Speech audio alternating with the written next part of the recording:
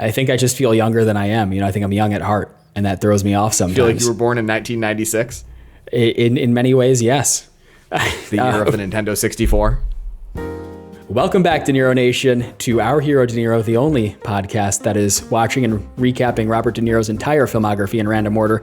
I'm Mike, and with me, as always, is Mike. Hello, everyone. Fantastic. And today we're talking about 2001's The Score, a film that I'd never heard of before this, and I'm guessing you hadn't either, right? I don't think anyone has. No, I'm just a little bit disappointed that you didn't say starring Robert De Niro. I think that's yours. I feel like that's your thing. De Niro after it's just such a I just feel like it's your thing. I think it's a nice bit. I don't want to take your thing, man. Yeah, I had never heard of this movie. And it was just a delight to watch for so many reasons. I mean, without getting into my specific thoughts about the film, chief of which being it's a Robert De Niro movie. He is the star. He's the main character. That is nice. You can't, screen time. You can't take that for granted. It's almost never happened in the time we've been recording this podcast. That's a really good point. I didn't even think about that, but he's really he's in every basically scene. The whole movie. He's in every single scene except for maybe 5 of them. Well, this is an interesting cast. It's a pretty small scale heist film, and it really stars only a few people. So you have Robert De Niro, of course, Edward Norton, Angela Bassett, and Marlon Brando in his final film role. How interesting is that? He was looking a little chubbly in this movie. Oh, he's looking. We're going to talk all about how he's looking in this film, but he's looking thick. Yeah, he's looking big. Recognize him when he first came on screen, and it wasn't until he talked and I recognized, of course, the voice, Marlon Brando. I was like, holy shit, that's Marlon Brando. He's kind of morbidly obese. He's looking like he's rocking a 45, 46 inch waistline. Pretty puffy dude in his final days, I guess. I was surprised. Puffy, yeah, that's a good way to put it. Yep. And this film is directed by Frank Oz. Did you know that? Yoda himself. Isn't that something? So this was a surprise to me. So I took a look at his Wikipedia page, his career as a director, as a filmmaker. So crazy filmography. I'm going to read these off to you in chronological order. The Dark Crystal, The Muppets Take Manhattan, Little Shop of Horrors, Dirty Rotten Scoundrels, What About Bob, House Sitter, The Indian in the Cupboard, In and Out, Bowfinger, then The Score, which we are talking about today. And then it goes on. He also does The Stepford Wives, Death at a Funeral. Really interesting career as a director. Yeah. I had no idea Yoda did any of this. Yep. About him and The Score itself is that in his Wikipedia article, it lists his directorial credits in the opening, and it lists every single one of the movies you just said except for this movie. Oh, really? This is the only movie he directed that isn't a classic. Everything you just listed, it's I don't know, I feel like those are important films of the past. Stood the test of time. Except for The Score, which I'd never heard of before I watched it yesterday. But nice little film. Did you have fun watching this movie? Oh, yeah, absolutely. I mean, and this was a modest film. It was a modest at the box office. So it came out in July 2001, and it had a $68 million budget, but worldwide total gross was 114 million. So you love to see it. Some people saw it, back then, 24 years ago. That's 24, by the way. I mean, I don't know. That's a lot of money for a relatively low budget film. And there's some fun stuff in this film. There's some really fun special effects. There's some stuff that I'm pretty sure was practical that I think looked really nice. It's got great performances. Robert De Niro and Edward Norton in particular are they're kind of unbelievable. The two of them, really good. I agree. Should we just get into it? Let's do it. Let's do it. I'm excited to talk about The Score. It's a Mike recap. It is. So brace yourselves, everyone. You never know what might go wrong during one of my recaps. But I'm going to try to keep it nice and tight. I feel like I'm slowly growing, improving as a podcaster, and I just, I want that to be reflected in the quality of my recaps. So this is a classic heist film, and we're starting off to seeing a safe being cracked in the dark of night while we hear the sounds of a party outside. So this movie is nice because, like you said, De Niro is the star. And we get our first sighting 48 seconds in, which I thought was fantastic. I know, He's the right? one cracking the safe. Spoiler alert, absolutely. Listeners. Oh, I know. Our safe cracker is Robert De Niro himself. This really had me thinking, this intro scene, you got to start with some action. Just made me think, safe cracking is so cool. like in movies. So cool. Definitely one of the coolest like activities that a character can be doing in a film. It's really high up there. It's a shame I'll never have an opportunity to do that in real life. I just feel like it'd be so badass. Yeah. I heard that people are getting kind of into lock picking these days. Oh, yeah. It'd be fun Interesting. to learn to pick locks. Seems like that could be a neat little thing. Yeah. You ever get locked out? You just pull out your kit. I don't know why you'd have your lock picking kit on you and not your keys, but you'd be able to, pick yourself into your home. Yeah, I mean, I think it just becomes part of your EDC, your everyday carry. Everyday carry. Yeah. Everyone's everyday carry. It's always like wallet, pocket knife, 9mm gun for some reason. Like the everyday carry community is so weird. Yeah, for these people are like, they're so desperate to carry a gun on them for some reason and then let the world know on Reddit. If you don't know what we're talking about, you go to the r/EDC subreddit and just look at these guys' everyday carry. They all carry guns for some reason, guns and knives. I guess I can understand the utility of carrying a knife. Like a pocket knife, sure. Swiss Army knife. I'd never use it. Yeah. No. I don't know. I feel like that's not the kind of life that I have. I'm not like needing to cut or open things on an impromptu basis. So often that you need a knife on you at all times. I don't need to be ready all the time to open a box. Like it's like something I do like once or twice a week, and I'm at home. I can grab a knife if I need one. And you know what? I bet if there are any everyday carry guys listening to this podcast right now, they're like hanging their head and chuckling at you, for your lack of preparedness. Write a letter to ourherodeniero@gmail.com and let us know how disappointed you are in me. Yeah, let us know. So we kind of cut back to the, to scenes of the party that's happening on this estate, and a couple walks into the room and starts making out. They're going to get freaky, it's going to be a good time for them, but they don't know Robert De Niro is in there like actively picking a safe. So he's kind of hiding. Yep. Oh no. But the woman stops the guy from like proceeding any further because she really wants to smoke. And I was just thinking, wow, thank God for Robert De Niro being saved by big tobacco here. Like the lady was like, yeah. What do you think? I think she was smoking cannabis, just so you know. Oh, you think so? Well, it definitely wasn't a cigarette because it was hand rolled. And I didn't notice. I don't know if this lady was hand rolling a cigarette. She's like a socialite at like an upscale party. Like I think like people in the Old West hand rolled cigarettes, not like not elegant, beautiful women at upscale parties in the year 2001. I don't know. Maybe I'm wrong. Maybe it was a hand-rolled cigarette, but I thought it was a joint, which it was. I think like I want to smoke, if you mean cannabis, as an interruption to like the initiation of sex is way less weird than being like, I want to smoke a cigarette. This thing that stereotypically people do after sex. Yeah. Listen, man, it was a dark scene, and I did not pay attention to the type of cigarette that was being brandished by that socialite. But I was right in my notes, Yeah, so the guy bounces because he's not interested at this point. The woman like sees the lockpicking tool, so De Niro grabs her. He grabs Jules out of the safe, and he tells her to like stay there, and he gets out of Dodge. So he escapes, and then we cut to the opening credits, which is this driving montage of him escaping with the jewels. And right off the bat, I have to say the soundtrack here, it's very jazzy, which I really enjoyed. How'd you feel about that cool soundtrack? It's cool. Awesome. Are you kidding me? Yeah. It's awesome. It really adds some character to the film in a way that I really enjoyed. I was like, oh, we're doing like there's like a jazz angle to this film. Why the hell not? Thank you, Yoda. It's very film noir, right? Like, yeah. And I feel like when you're doing a heist film, there are a few different aesthetics you can go with. I think that noir is the coolest. Like, I think like a kind of brooding heist movie it's pretty cool. I really enjoy the sound in this film, mixing aside. Yeah.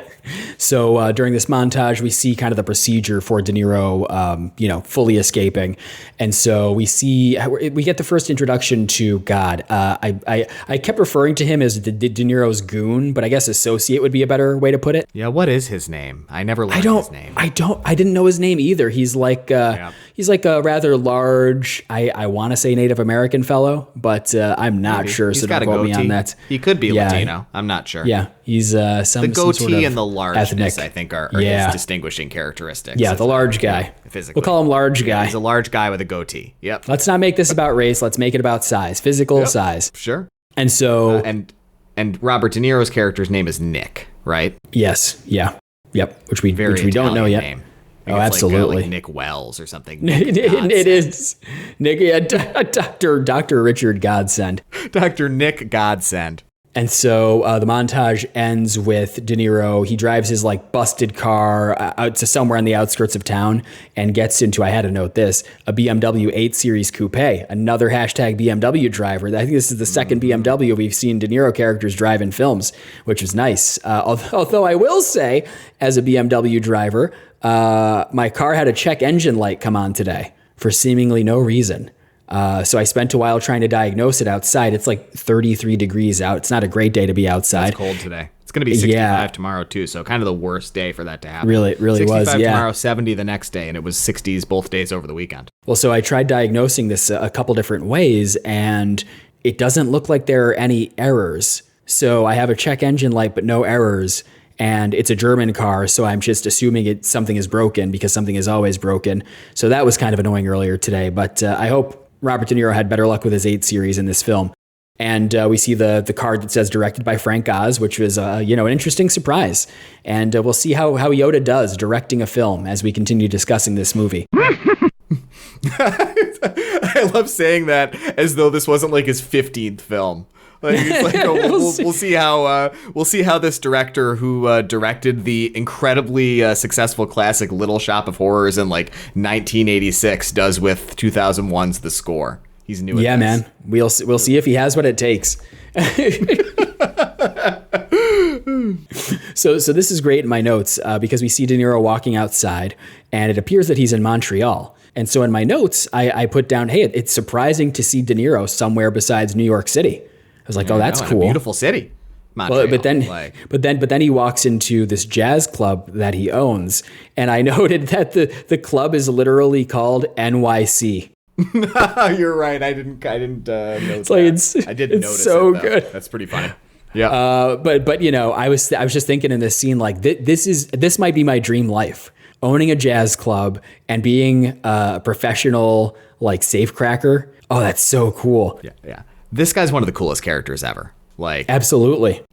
Whatever you think about the movie, like we'll talk about it when we get to the end. But like this character, fucking rules. Like, oh yeah, he's in madly in love with like hot Angela Bassett. Oh, I love her so much. He is like a professional heist operator who specializes in safe cracking. He's like super by the book, like disciplined, serious dude. That's so Seems cool. like a real Renaissance man. He looks like Robert De Niro. He owns a cool jazz club. Like his house is awesome. He's always cooking in his like really cool like apartment that he lives in. Oh yeah, his very moody apartment. Oh yeah. I have to agree. It's awesome.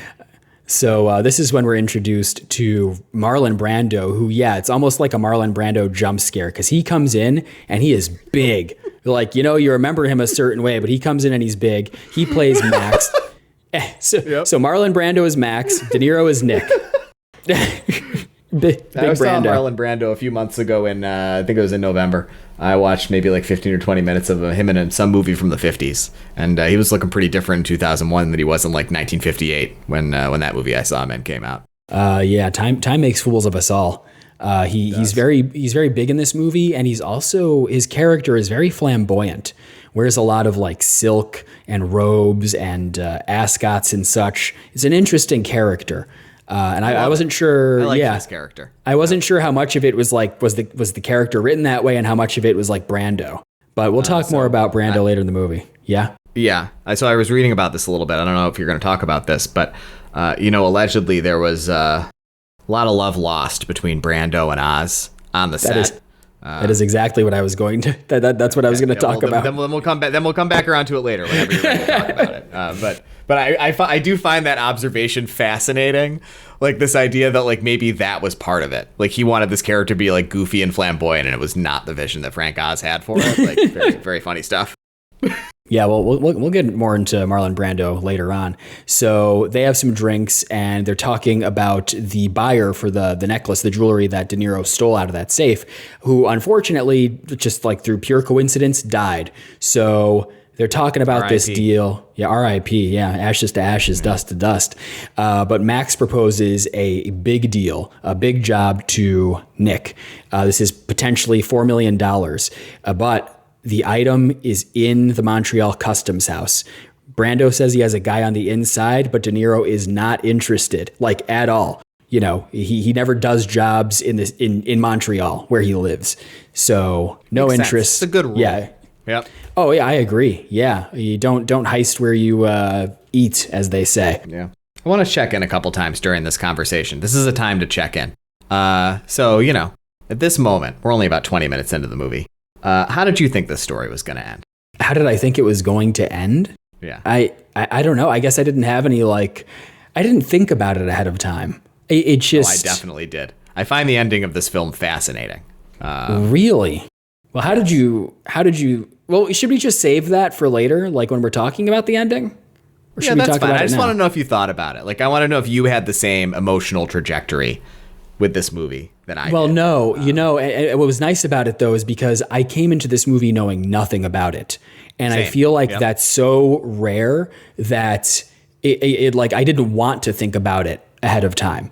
I just, to watch a film where it's like, I've never heard of it. I've never seen the trailer. I've never read any discourse about it. You know, so many of these other De Niro films, they have some sort of reputation or I know something about them or how well they were received or how their reputation has endured. But with the score, it was just this anomaly from 2001. And I was so excited to just watch something totally go into it totally fresh. I thought was a lot of fun, but that's why I didn't think about how it would go at all at this point. Yep. I mean, I'm just always thinking about how I think something's going to end. I don't know how you can consume a piece of fiction and not think about that. Like, where do I think the story's going? No, I think I'm pretty good at not doing that. You know, when it comes to shows and stuff too, like Westworld being a prime example, like people just trying to come up with fan theories and then spoiling the show for themselves. I don't want that. I want to just go into it and enjoy what's been created as much as possible and, not try to outthink the movie, or think ahead of the writers. Yeah, I'm not trying to think ahead of the writers. I just really think I don't know. I mean, when you're watching something, doesn't that just happen in your brain? Don't you think I have consumed 25,000 stories in my life, and so I generally understand the structure of a story and oh, this is the way it feels like this story is going to be? Sure. Yeah, so at this point in the story, I thought it was going to have a very dark ending.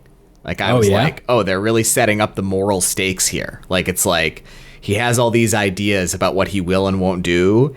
And he's obviously going to do the job because otherwise it wouldn't be a movie about it. And so I was well, obviously it's going to end very badly for him because there's a parable here, right? The parable is interesting. You should stick to your values. And he didn't do that. So that's what I thought at this point. I was oh, damn, this sucks. I really like this character. I don't want anything bad to happen to him. That was kind of my reaction as this was Nick getting Wells. teed up. Yep. Okay. All right. Oh, we'll keep that in mind as we continue on. So De Niro's girlfriend comes over to his place for a visit. She's played by Angela Bassett. So again, incredible. Yeah. I love that we've seen her a few times during the podcast. That's I love that so much.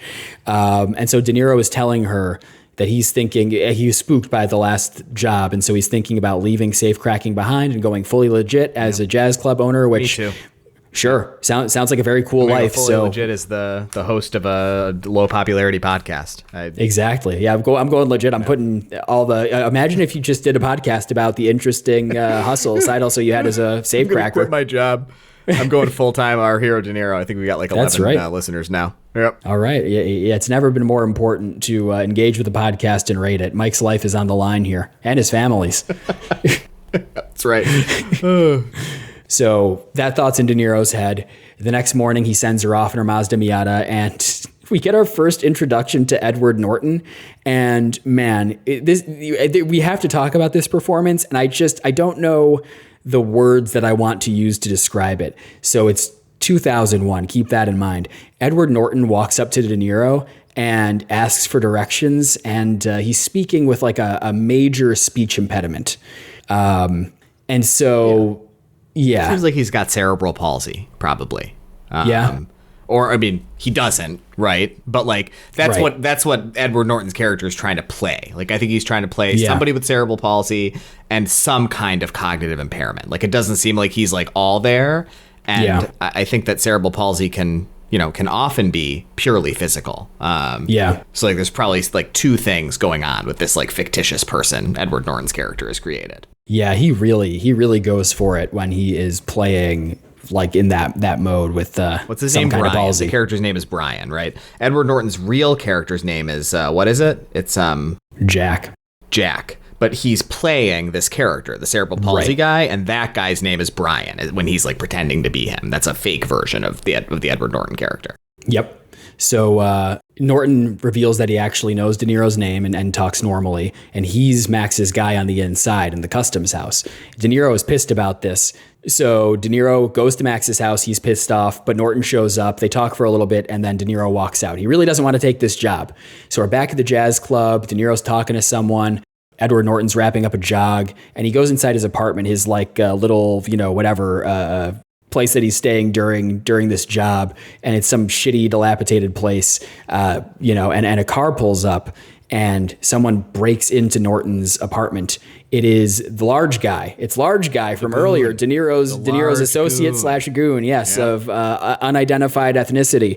So the guy breaks in and tries to intimidate Norton and says, hey, you need to leave town tonight. I don't want to see you again. But Norton totally kicks his ass. Really just like, boom, goes right for the throat, which is what I think you have to do. It's kind of like with a shark, you have to punch it in the eye. I think you got to punch a big guy in the neck. Yeah, I mean, it's one of the weakest parts of your body, right? Like, no matter how large you are, your neck is probably relatively, exposed. Yeah, not a lot covering that bad boy. So after that, Norton goes to De Niro's apartment and they talk. And Norton, he's really trying to sell De Niro on this job. He says it's very doable. He says it's a big payoff for very acceptable risks. So after that, we see De Niro and he's starting to think about it. So he's walking up to the Montreal Customs House and he's kind of casing the place. He's thinking about it. And so afterwards, we're back at the club. So go back to the club. NYC Montreal, the jazz club. And Max, a.k.a. Marlon Brando, comes to pay De Niro a visit. So De Niro plays hardball. He says, okay, I'll do it, but I want $6 million, not $4 million, because he wants it to be his last job. He wants to go fully legit and buy the bar. So go legit as a jazz club owner. So fine. Norton shows up and they decide that De Niro will design the plan. And the item it's an old French scepter. So we're going after a scepter in this one. Yep. Oh yeah, well it did look nice. It looked very impressive. Yep. We get the classic setup. So Norton is describing all the security measures, and he's playing, like you said, he's playing Brian, who is a night janitor who has this sort of palsy or whatever it might be. The scepter is actually in quarantine in the basement because it was originally being carried through. It was being transported in the leg of a piano. I don't know how they found the scepter to begin with, since it was in a piano leg. Oh, how? Let's explain. Yeah, I forgot. No, never mind. I do know. Yep. I do know. It's like totally a whole scene. They right. Yeah, I wasn't even going to mention it. I wasn't even going to mention it, but there was like a bug situation or a termite situation or something. So they ended up destroying the piano and like burning it, and then in the flames, they spotted the scepter. Whatever. Okay. In the flames, Edward Norton knew the scepter was in there. Right, so and he calls Brian out, I know what happened. I was just trying. Yeah. Right. I was just trying to condense. I think that's germane, because it's like none of this happened accidentally. Edward Norton's character is engineering everything. He's the mastermind behind all this. Yep. You also have to establish the stakes early in the heist film. Yep. Obviously, we're hitting all those beats. So they do refer to the customs house as the most secure lockup in Eastern Canada.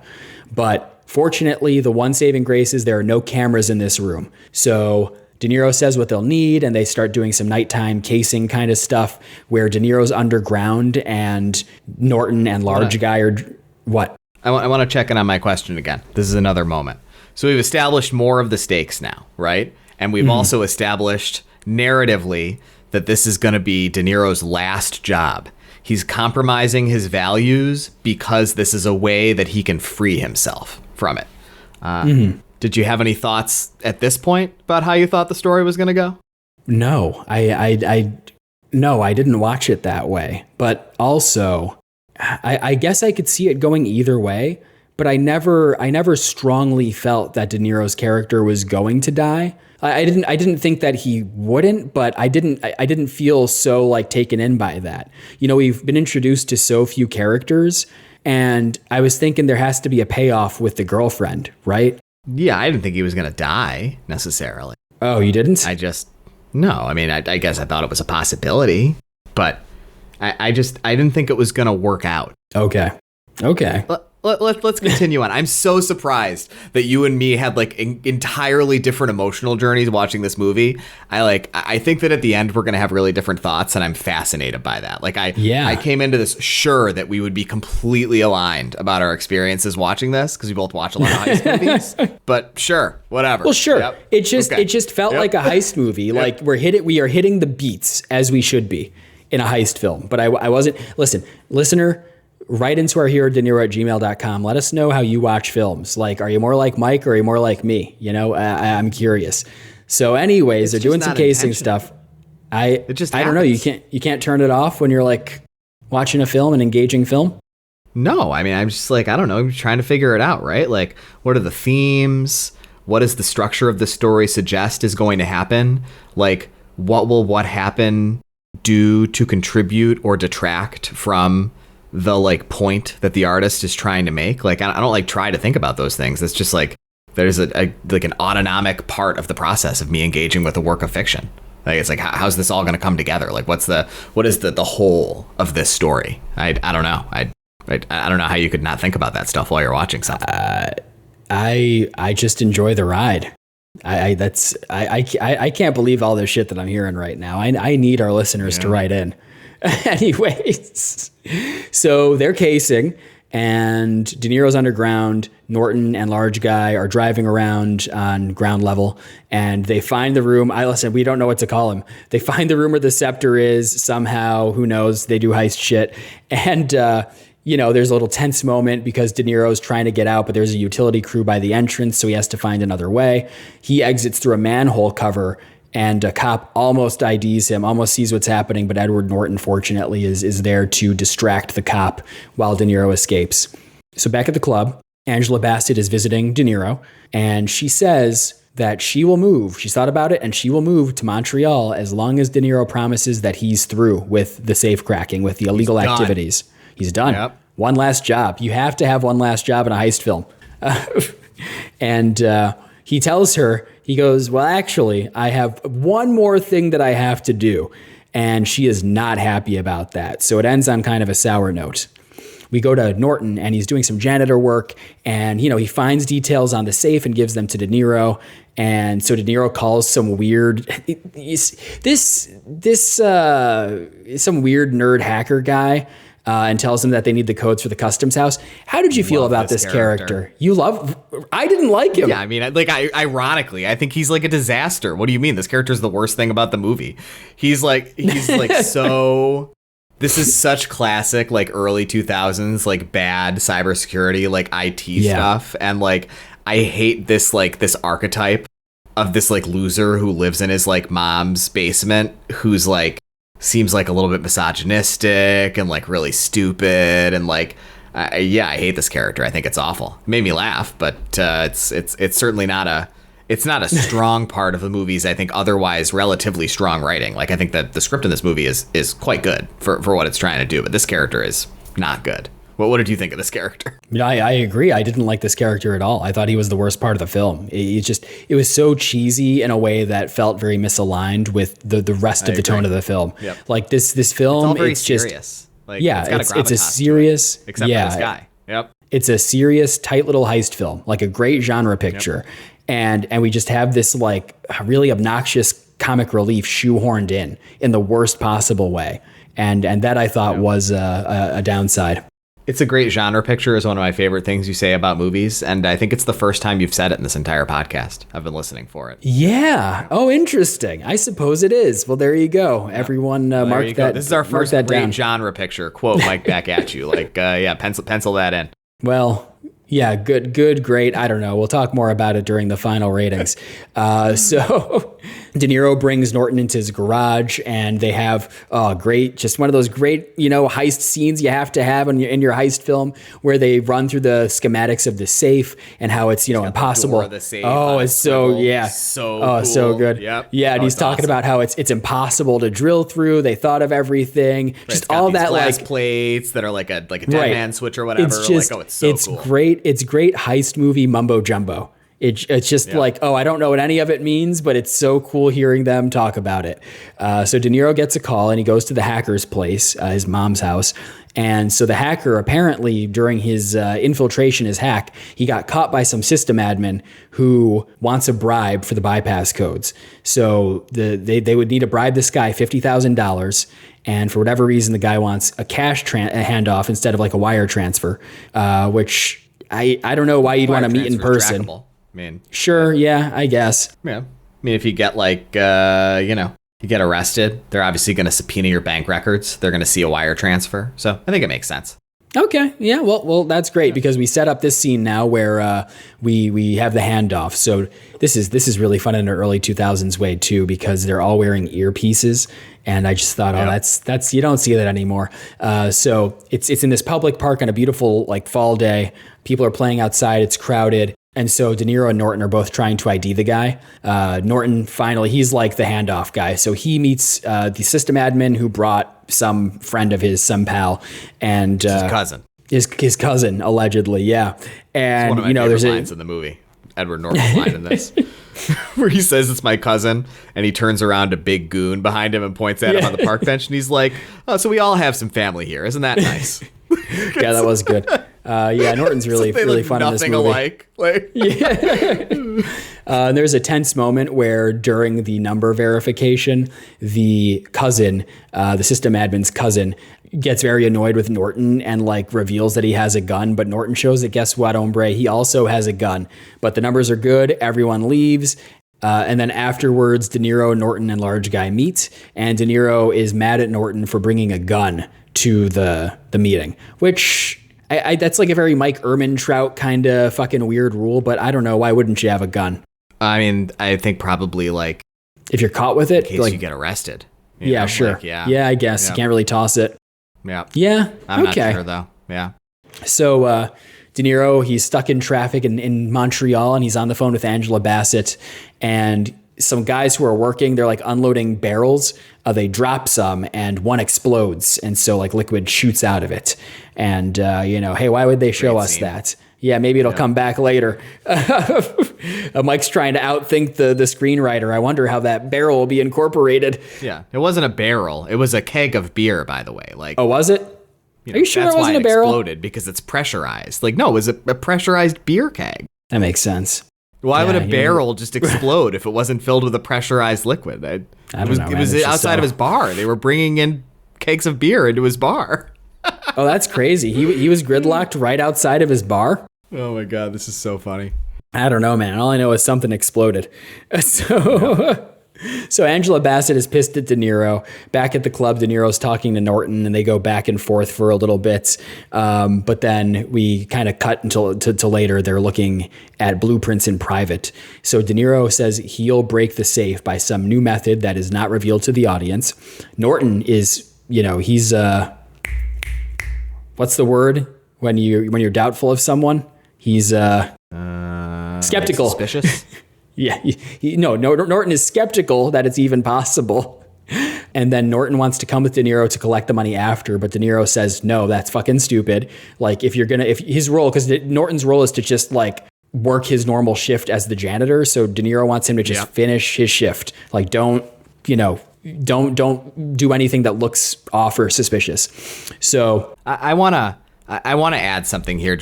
I don't think you're gonna talk about it really. And I think it's important to describe. We're coming into the heist, right? Like we're getting close. Yeah. Interspersed throughout all of these like kind of setting scenes that we've had over the past maybe 30 or 40 minutes of runtime, we've seen the like fictitious character of Brian at work a lot.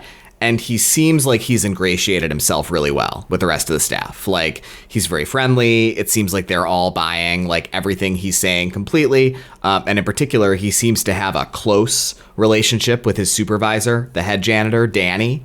And this will be important later, both like from a plot perspective during the heist, as well as in my like final roundup of the film and like things that I think worked well and didn't work well from a storytelling perspective. So like they a lot of effort is put into establishing the like character of Brian and how he is interacting with his coworkers at the customs house. Yeah, fair enough. I probably wasn't going to bring that up. So De Niro is meeting with Large Guy, just the two of them in private in like a parking garage. And Large Guy says, hey, I heard that Max, Marlon Brando, is in debt to some really bad guy named Teddy Saleta. And that's why he wanted this job. So Large Guy warns De Niro, I think you should walk away from this one. We go back to Max's mansion, and De Niro drives by, but there's a guy, like, you know, very obviously waiting outside, some sort of goon. So De Niro manages to get in through the back and talks to Max in his like basement indoor pool. So they talk about it, and Max owes Teddy $4 million. And Max is day drunk on some wine, and he says he's going to sell the scepter for $30 million. Oh, yeah. I mean, it sounds nice. Upon the reveal of this information, De Niro no longer wants the job. Like, there are just too many issues with it. And so, like, he wants no part of it. But Max just kind of continues on as though De Niro didn't say that and tells De Niro where to make the drop off. So De Niro, his mind has changed, I guess, and decides he actually will do the job. Now, I don't think I would do this job. Would you do this job if you were in his shoes? No. And this is another point where I'm going to ask the question, which apparently you have no answer to. So now he's had this whole conversation with Marlon Brando. He's been discouraged by his trusted confidant from taking the job. He didn't want to take the job, and he has decided to do it as like a kind of a mix of greed on his part because he was able to leverage the situation into a bigger payout for himself and sympathy for his friend. He's going to do it against his better judgment. Did you have any thoughts at this point about where you thought this was going narratively? How the story was going to end up for Robert De Niro? No. I just thought I can't wait to get some letters about this. It's just a heist film. It's just like a normal heist film. I wasn't thinking about the ending. Because narratively, when there are 3 times when a character is almost talked off from doing something, but against their better judgment decides to do it, it suggests that it's not a good idea.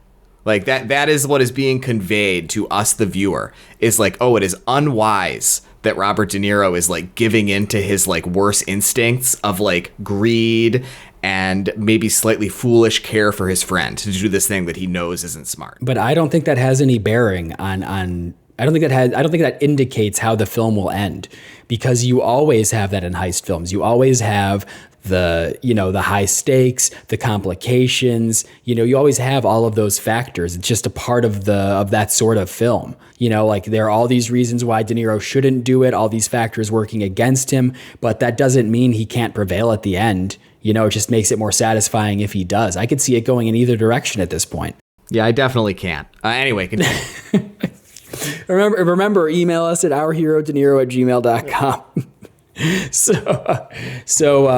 So Edward Norton is walking into his job as a janitor at the customs house, and they are apparently, like, the guards, the security is setting up cameras in the basement. So there you go. Another like classic complicating factor. The job's not going to be as easy as we thought.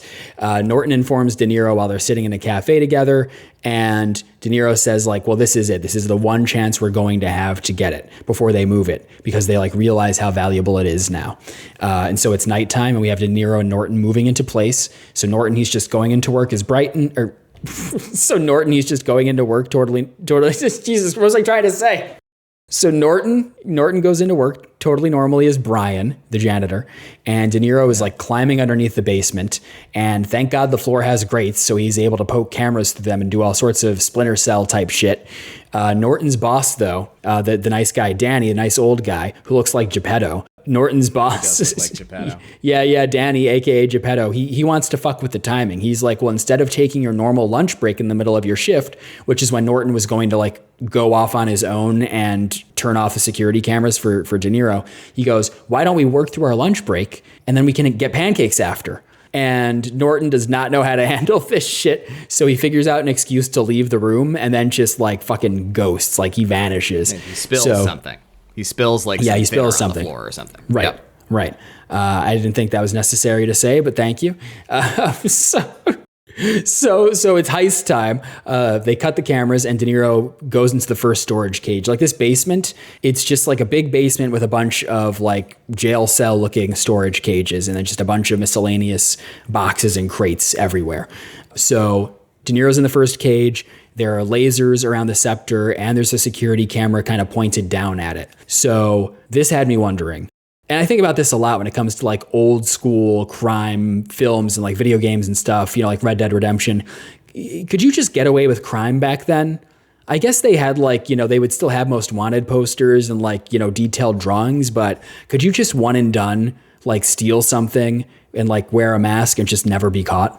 Do you mean like in 2001 or in like the late 19th century? I guess either. I mean, even in 2000, I guess like before. When was like the last time before the prevalence of security cameras and DNA evidence? Well, I mean, I think that modern DNA-based forensics came about in like the 80s and 90s. Yeah. Like, that's why I'm asking for the distinction, because like, I don't think you could just do crimes in 2001. Like, I think you're probably going to get caught. But like, yeah, I think in the late 19th century, like, yeah, you could do a crime and you probably weren't going to get caught. Caroline and I were just joking about this yesterday. I can't remember why we were talking about it. But she was talking about, I think it was something we were talking about, like Kingdom Come Deliverance 2 or something, and like the crimes that she's doing in the game. And she's like, you know, like it was so easy to get away with stuff back then. Like the police would come and they would be like, well, gosh, we have no clues. All we have is a puddle of the, you know, offending person's blood, a bunch of their fingerprints. Like, you know, like there's nothing at all, like their shoe print. There's nothing at all that could clue us into who this is. But I think there were pretty advanced forensics technologies in 2001. Like I think you're probably going to get caught. That's too bad. I guess I really missed my chance. If there are any forensics people listening to this podcast, any folks who work in police work, you know, write into ourherodeniro@gmail.com and let us know if we're on the money about this. Yeah, I was born too early to be a space explorer and born too late to commit wanton acts of crime and violence without getting caught. So back to this. Yeah. Oh, it'd be so fun. What do you think your role would be in a heist? Who do you think you'd be? I don't know. I don't think I'd be good in a heist. You know, I was thinking about it while I was watching. Okay, so I guess that's like the general question. Yeah. So you don't. Why not? I just don't think that I'm that cool under that kind of pressure. Like, I don't know. Interesting. I think my hands would get really sweaty. You know? Oh yeah. What about you? Do you think you got to wear gloves, man? You got to wear gloves. That's so tough. I think I could. I think if I could reach the point mentally to where I'm like committed to doing it, because that's the thing. I would never do it because I'd be way too afraid of getting caught. Like it's just like there are a million reasons to not commit a heist. But I feel like if I was like, I'm doing this, it's happening, I think I could handle it. I don't know what I would do though. For some reason, like I think I could be cool under that kind of pressure.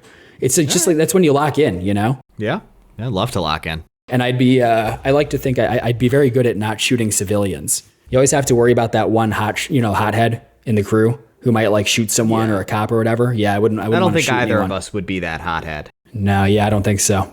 Yeah, I mean, the point is like, I don't even understand the context of the question you just asked because like, there are cameras. Yeah, I was just wondering. I don't know. The context of you asking, like, could you just get away with crimes in 2001 because there weren't any cameras was like the introduction of a bunch of cameras. Like, what was the point you were trying to make? I don't remember. We talked about heisting for too long. Hey, listeners, here's another prompt to write into our herodeniro@gmail.com. Let us know if you think either of us would be good in a heist, and what role we might play. Sure. So Norton's boss, Danny, a.k.a. Geppetto, he cannot find Edward Norton because he's been fucking gone forever. De Niro, he's doing this very cool, like, we're kind of overlooking the cinematography and some of the creative decisions here just for the sake of it, being an audio podcast. But De Niro's doing some fun heist style shit. He's wearing all black. He's got like the mask. Mm-hmm. He's kind of like, he has some crazy wheeled device that he's using to like crawl along the ceiling. It's very really fun cool to go over the camera. Yeah, it's great. Like it does feel very Splinter Cell. It's very cool. Yeah. And so De Niro's in the cage now. He's above the camera. De Niro's he's in position and he wants Norton to cut the cameras. And Norton, this is when it gets interesting. Okay, throwing a twist your way. Norton says he has company, but he doesn't. He's just in some like basement IT control room. Yeah. I never understood why he did this, by the way. Did you? Was it just to put him on his back foot? Like, it didn't seem like it contributed at all. Like, we're going to find out that Edward Norton's character has a plan and is at cross purpose with Robert De Niro. But like, what was the point of just fucking with him for 15 seconds? Like, what did that gain for him in his plan? I couldn't figure it out. I don't know. Yeah, it doesn't really make a lot of sense. It feels like it was just there to signal to the viewers that he was untrustworthy. Like they couldn't find an in-universe explanation for maybe it will come to me as I continue this year recap. I'd love to hear an explanation because I thought about it really hard and I could not figure it out. Yeah, it just looked like a heel turn, but timing wise, it didn't make sense to me. But okay, let's continue on in this heist.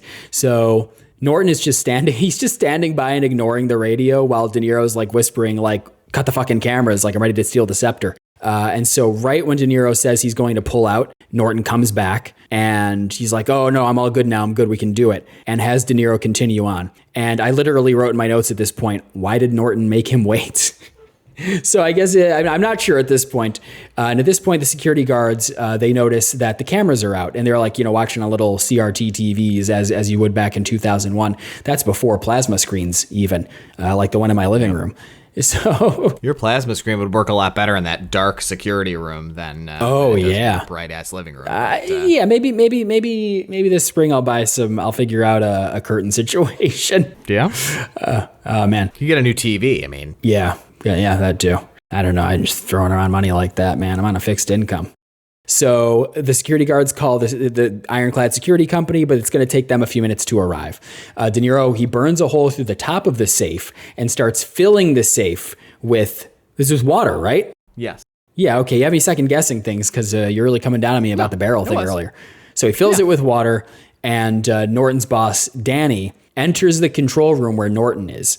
And so Norton, they have a confrontation, and Norton tells, Danny, aka Geppetto, he's like, "Listen, you're a nice guy. I love that you made Pinocchio. I don't want to hurt you, so I'm just going to put you in a closet and like just stay there and you won't get hurt. I'll be gone in a bit."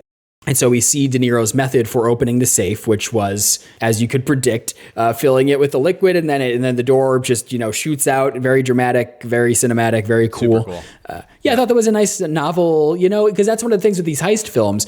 All the beats are totally predictable. So really, you're just trying to see some novel, different things. And I thought that was a neat way to open a safe. I had a thought about this. It's one of the few things about the movie physically that I think I found a little bit unbelievable. They're only on B2. Like, can you imagine how loud that was? Like, the safe explosion happens and like the door comes off, and I assume the door weighs like, I don't know, what do you think? Like maybe 150 or 200 pounds. Like, and it slams into the cage and rattles, and like it cuts immediately to the security guards, presumably sitting like at most 35 feet above them, and they didn't like hear it at all. So like, I don't know, like I think that would have been audible 2 floors up, like regardless of how thick the walls are. Like that must have been unbelievably loud. An explosion followed by a 200-pound slab of metal hitting more metal. Like that was a little bit silly to me. Damn. Yeah. Now you have me wondering about that. I didn't have that thought, but I wish. Where are the Mythbusters? I think you'd hear that through a lot. That'd be pretty loud. We need them. We need to bring them back for a De Niro episode. God. Most of the stuff that happens in this movie I found very believable. That was like the only thing where I was like, I don't know about that. Like, I don't think you'd go with something so loud. That seems a little loud. all things considered. Yeah. So he blows up the safe from the inside using the water, and it doesn't destroy the scepter. And security, they get antsy. They don't want to wait, for ironclad security to come. So they send some guys down to the basement. De Niro gets the scepter, and then boom, Edward Norton heel turn. He comes out and holds De Niro up at gunpoint. And so Norton takes the scepter and he makes De Niro take off his mask. And Norton does a villain monologue about like, he was going to get less money. Respect on his name. Yep. Exactly. Yeah. He should have gotten more money for it, than De Niro and Max are getting, blah, blah, blah. It was like all his plan, yada, yada. And he basically tells De Niro, like, you're like, the camera's going to come back on momentarily. It was like set to a 5-minute timer. And so the camera turns back on, the alarms go nuts. It's super loud. It's chaos. And they both run off in different directions. So De Niro starts escaping through the tunnels, and the guards start following him, going in his direction. Norton manages to get outside.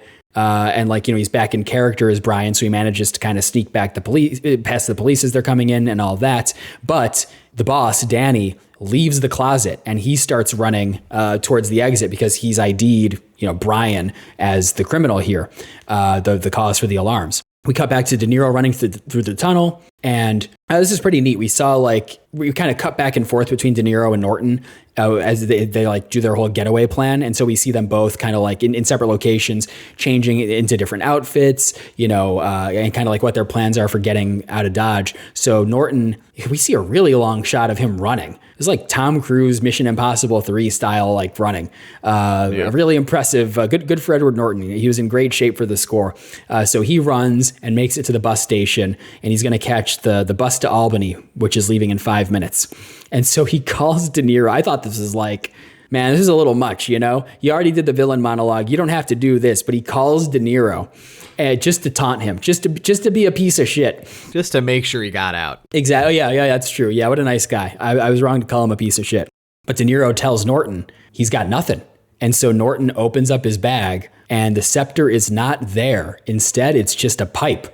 And so Norton tries kind of talking his way back into De Niro's good graces, and De Niro basically tells him to fuck off as him and large guy head off on a boat.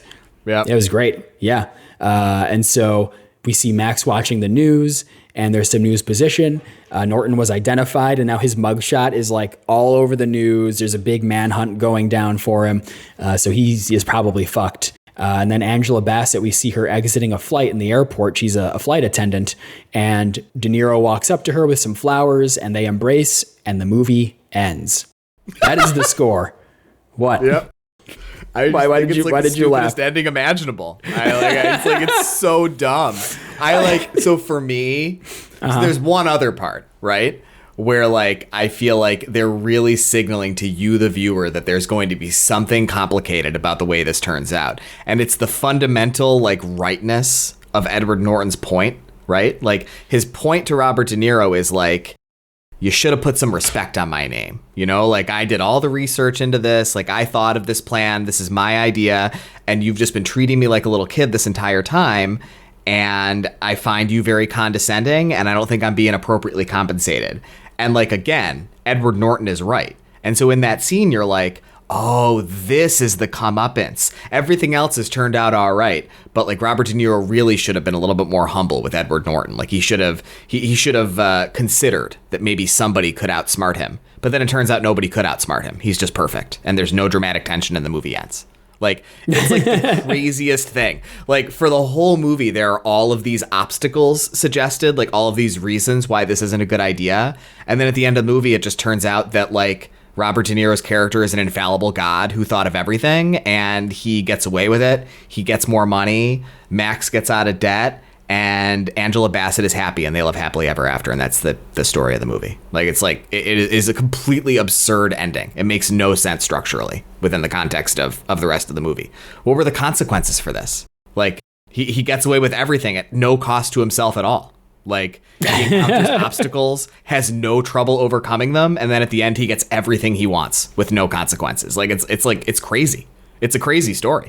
So was this not your take on the story of the movie at the end? This wasn't what you thought of it? Well, no, I'm inclined to agree. I think I'm just more accepting of it being what it is. I think what you are saying, it makes total sense, and I think that is what separates this film. It's what separates good from great when it comes to this sort of picture. Yep. Because you're right. The big twist is that Norton is a bad guy, and he gets comeuppance because he's greedy. He wanted to take the entire thing for himself, and he's the one whose mugshot ends up being on the news, and De Niro just gets the happy ending, which. Yeah, I guess is not that fulfilling. It was kind of nice in its own way, though, to just get this tight little heist film. De Niro comes out on top. It's just kind of nice. He gets to live happily ever after with Angela Bassett. But yeah, I don't think that makes for a great film. It doesn't make for a film that sticks with you. It's just a story of this guy. He had a really successful safecracking career, and then he got pulled in for just one more job, and it all worked out great.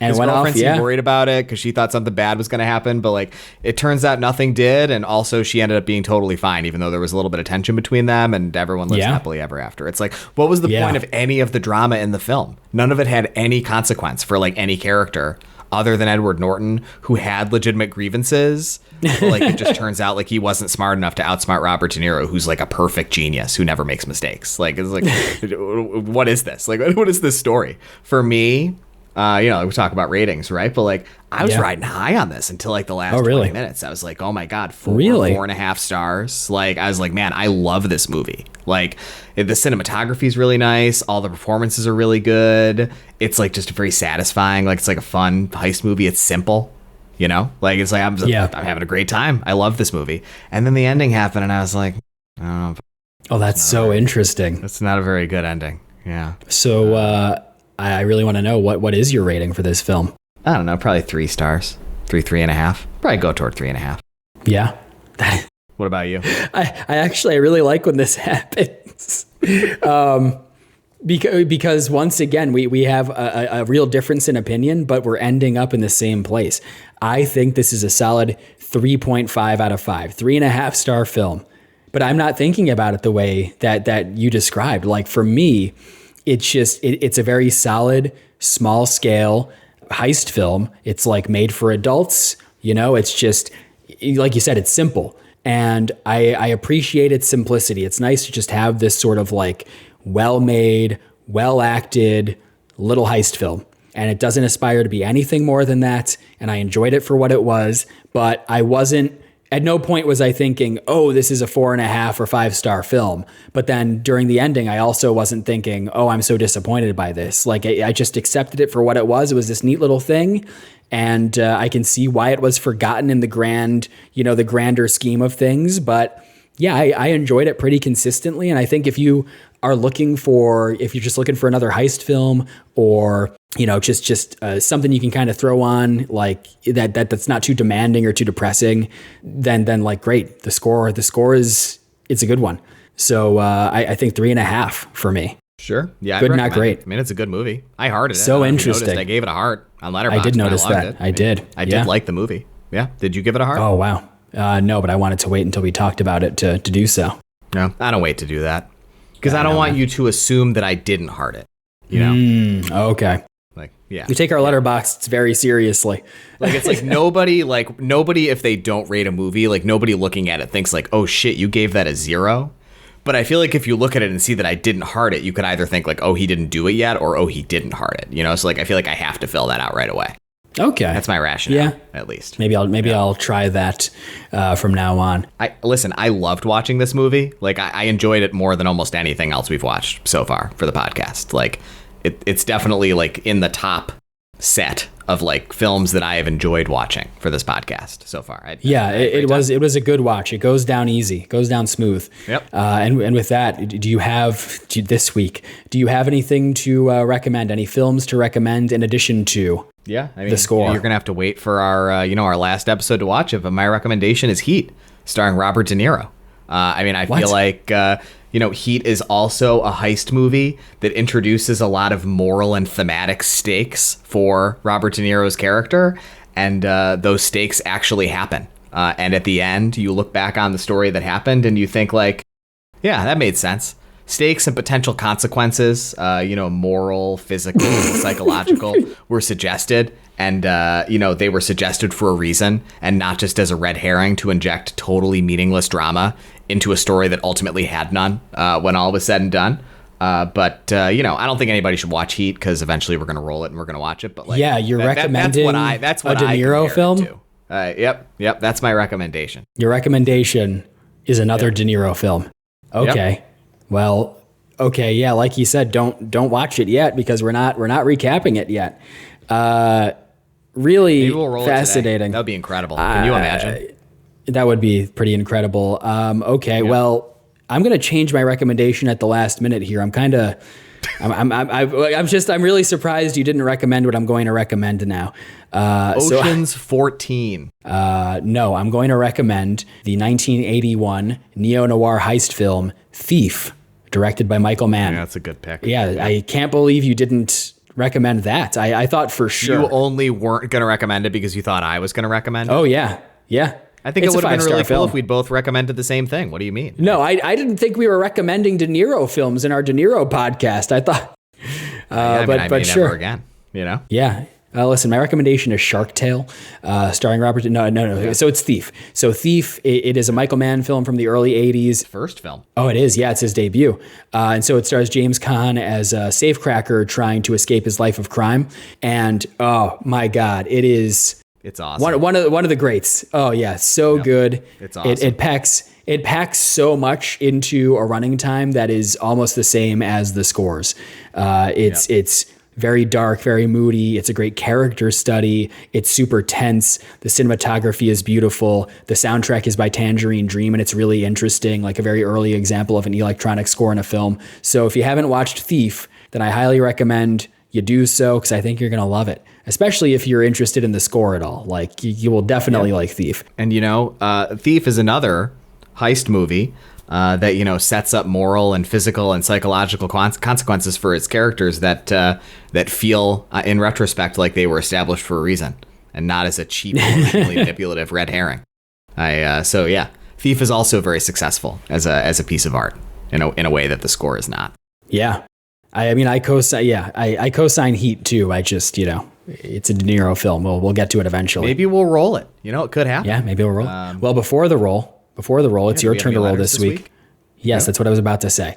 We have a very short letter from Andrew, which I really appreciate. Love that. It's nice. It's nice that people are starting to listen. This is about Zero Day, our special two-parter that we did about Zero Day. He says, beautiful show. Beautiful. Andrew says, enjoyed the two-part episode on Zero Day. I think it would be tough for me to suspend my disbelief for the show, so I appreciate you sitting through it. It seems like De Niro's been in a lot of middling police or political drama such as these. How do you plan to keep things fresh if you roll a lot of them in a row? Interesting question. What do you think about that? I don't know. I don't have a good answer to that question. It kind of makes me feel nervous, to be honest. I think we're just going to have to hope it doesn't happen. Right? My answer is the hope is that the roll, that is our countermeasure. Right. I'm hope the hope is that we're not going to roll because his career kind of declines in quality after the year 2000. So by rolling, we're hoping to kind of break that up a bit so that even if the content might be the same on the surface, we'll have different things to talk about. But I guess we'll see how it goes with this next one. Are you ready to roll? We will. I am. So we are rolling. Are you ready? I'm ready. I'm nervous, but I'm ready. All right, I'm clicking the button. Jesus. We have rolled 8. Oh, wow. That's great. The Gang That Couldn't Shoot Straight, from 1971. I've never heard of this film. Have you? Me either. This is an American comedy crime film directed by James Goldstone, based on a novel from 1969. Okay. Sure. That's exciting. Low billing in this one. Yeah. Oh, it was the early 70s. He was a young man. It's an old bomb. It has a 20% on Rotten Tomatoes. Oh, damn. That's pretty funny. Yeah. Well, it's funny. I was hoping that we would get one of the films from early in his career because it's been so long. Me too. I'm happy to get an older one. So we got one. To see a low number. Yep. We had to watch it eventually. Yeah. Who's James Goldstone? Never heard of a thing directed by this guy. Not a one. He directed a couple Star Trek episodes from the 60s. Yep. Oh, okay, okay, I'm gonna Where take a look at that. No Man Has Gone Before and What Are Little Girls Made Of, both from 1966. He also directed a couple of Outer Limits episodes from 63 and 64. So sounds like this guy was more of a TV director, at least when he started, which is, I think, meant something pretty different back in the 60s than it does now. Like, I think there's, TV has a bloat problem, but I think the skill level of people who direct prestige cable dramas and people who direct films is relatively similar. I think if you were directing TV episodes in the 60s, you probably couldn't hack it as a film director because I don't think those jobs were paying very well, and they certainly didn't have any prestige associated with them. It's like there is, I think, probably an equal amount of prestige associated with directing like a well-received episode of Severance as there is to directing a well-received film that like doesn't win a ton of awards right now. But that's a phenomenon of the past 15 years. Like that's pretty new.